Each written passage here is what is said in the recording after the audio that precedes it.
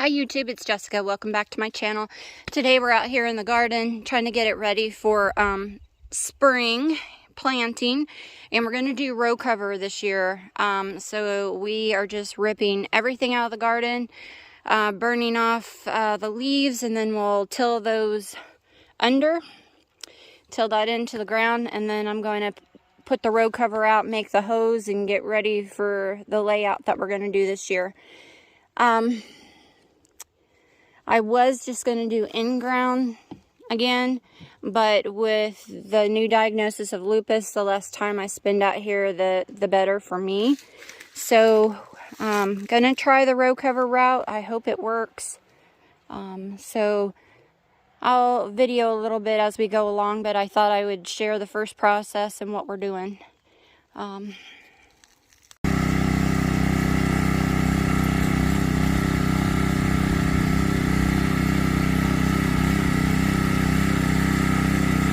Okay guys, it's the next day.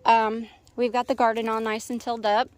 So we're going to leave this open here because we have the walkways. We're going to have the walkway lengthwise around the garden.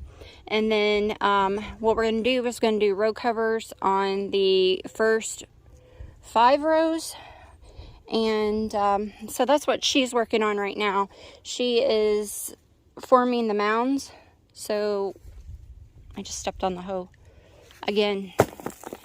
So we are mounding up the dirt, and then we'll put the row cover on, and then we put the cardboard down in the walkways. I'm running out of cardboard, but this is what it's going to look like when it's finished. And then we'll burn the holes in the fabric for where we're going to place the plants, because if we don't burn the holes in the fabric, it will unravel, and then all this work will be for nothing. And it's been a lot more work than I thought. Like the tiller I used to have, it was my grandpa's. I sent it off to get worked on, and the guy kind of had to, what do you call, Frankenstein a new motor onto a different body, and so basically ended up with a completely different tiller. He was supposed to just put a new motor on the tiller I had, but he said that he found out the bearings or something were bad, and because it was so old, he couldn't get the ones. So the tiller that he replaced it with is just crap. That thing barely wanted to till, like it barely broke ground, but we ended up getting it done. It just took probably 4 times as long as it would have with my original tiller. So we're gonna do the 5 rows with the row cover, and then we are still going to do in-ground over here for like our green beans, because the green beans get planted 3 inches apart, and that's just too much to try to make that many hoes in the row cover. So hopefully it'll turn out and it'll be okay. We'll see how it goes, but we're going to get back to work. Okay, we had to take a break from the garden. We went from having 50, 60, 70 degree days to having 40, 30, 40 degree days. So it's been really chilly outside, and with my lupus and arthritis and stuff, I really can't do anything outside when it's below 50, because it's just miserable for me. But I thought I would share the greenhouse. Somebody had messaged me and asked how it was holding up with the moisture and the humidity, and it's doing fine. I don't have any issues with it. I do need to clean the windows. They still have the overspray on them, but it's, as you see, everything's doing well in here. I do have the fans going to blow. They really need to be a little bit lower to hit them a little bit more, because it's important to have a fan when you have a greenhouse, so you can get the plant stems stronger. Sorry, I'm trying to adjust this. Okay, so we've got, mostly these are fall flowers that are coming up in here. And got more flowers. And then this is my vegetable trays. And the vegetable trays, we are going to be starting in succession. So I have these going, and then today I'm going to be starting some more. But I did plant more tomatoes. They were coming up really slow, mostly because it's not been very warm in here. We had issues with the light bulbs. I put the heat lamps in here. This one shattered for whatever reason, we don't know. I think it was just old bulbs, because then the next day this one shattered, and then I went and bought brand new bulbs and they were completely fine, no issues. But this one had burned out, so I don't know if there's a problem with the heat lamp. If there is, I have some other heat lamps and we'll get those up in here. But I have plenty of space. I even got like other things in here, but I just made just a little cheap shelf from my scraps and threw some plywood over top of it. I know this plywood's not going to hold up for a long time, but I needed something, and this is what I had. And if you watched my other greenhouse video, you know that I built this greenhouse with all scrap supplies that I could find, with the exception of the roof. And the only moisture we know is getting in here is there is a dripping that's coming. You can see the spots there. It's coming from the top. Apparently I missed a screw up there whenever I screwed the roof down, and moisture's getting between the one rib on the end, especially when the wind's blowing. So but yeah, that's the update on the greenhouse. It's not much. There is a lot of weeds in here. I don't know how to remedy that without installing a floor in here. And this is what I use to plant my seeds, and I just absolutely love this. This is why I went with like the row cover for my tomatoes and peppers and such, and then anything like spinach, kale, carrot seeds, anything like that that went directly in the ground got planted with this. So no more bending over. It's got a handle. You just put your seeds in there, and then the discs, you use different discs for the different size seeds. And so if you have issues with bending down, this is perfect. I will never ever go back to bending over the old-fashioned way. This thing, I bought it on eBay a couple years ago, and I couldn't use it because you need tilled ground, and my tiller wasn't here. So, but now that I have my tiller, we tilled that up, and we were able to use this, and it saved so much time.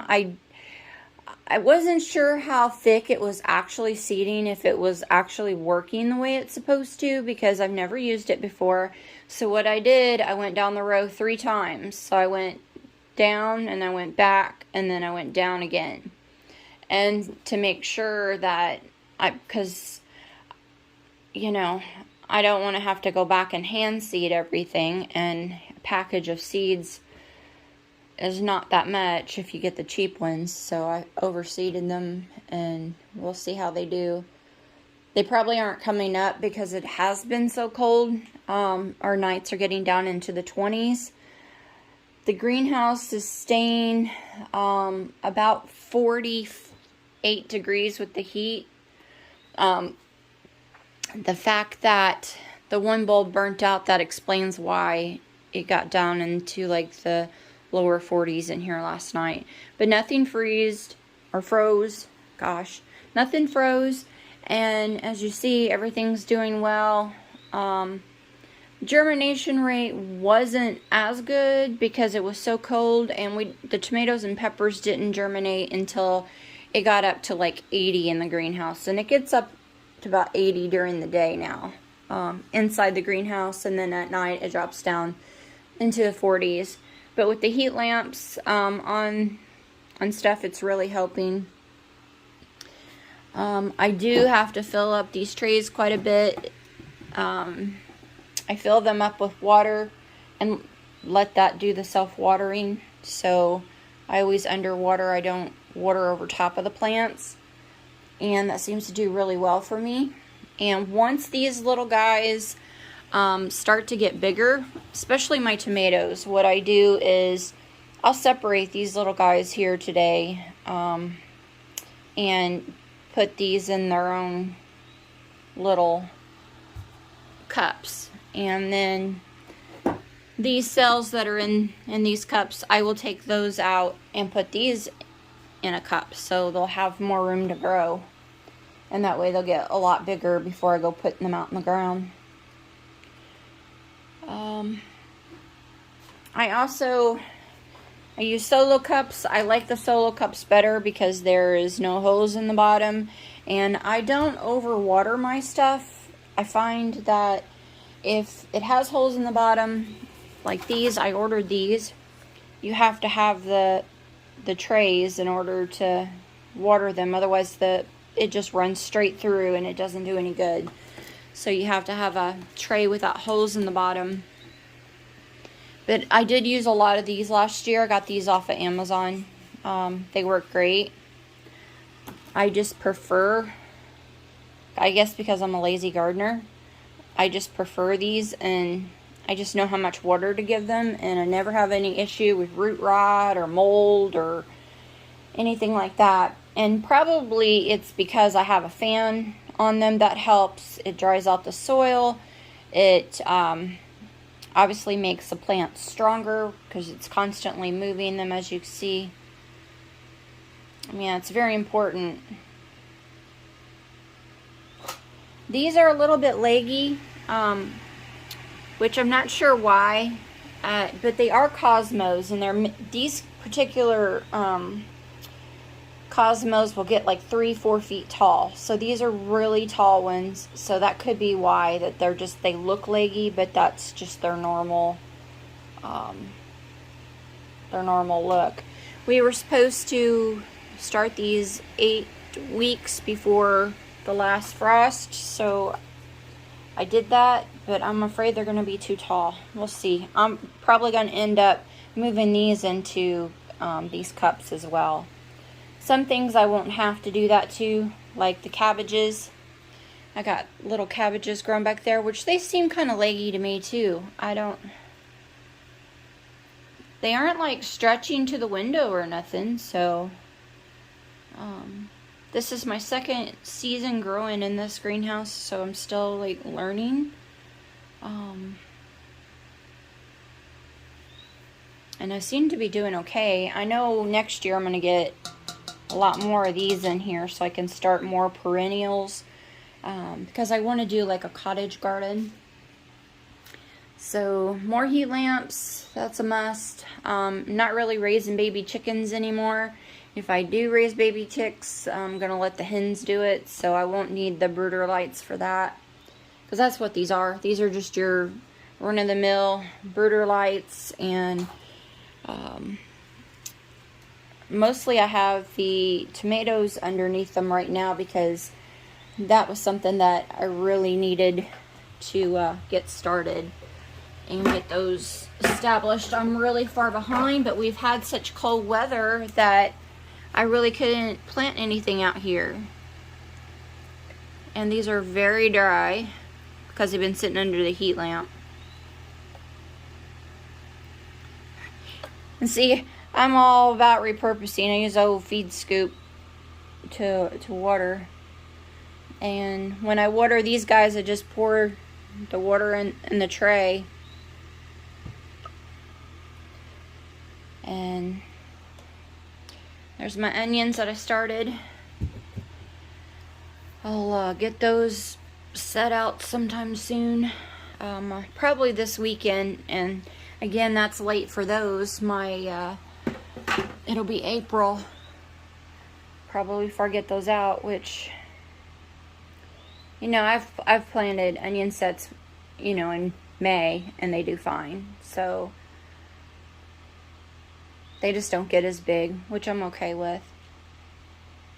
You just got to do what you got to do whenever your days are so cold. And Mother Nature doesn't want to cooperate. It's probably going to go from 40-degree days to 90. You know how that goes. But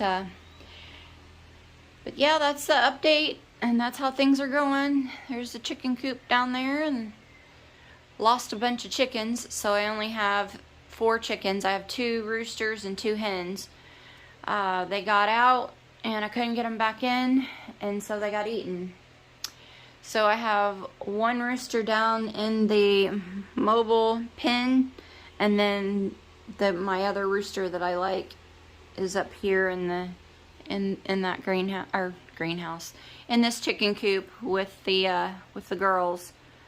He's a lavender Orpington, and my other girls, I think the one lavender Orpington hen is still alive, and the other one's like a mixed breed. So everything should be okay there. I mean, it's just me now, so 2 hens probably produce enough eggs. If I need to, I can always get some more chickens, but for now, the price of feed's going up, and I don't know if it's worth it. But thanks for watching.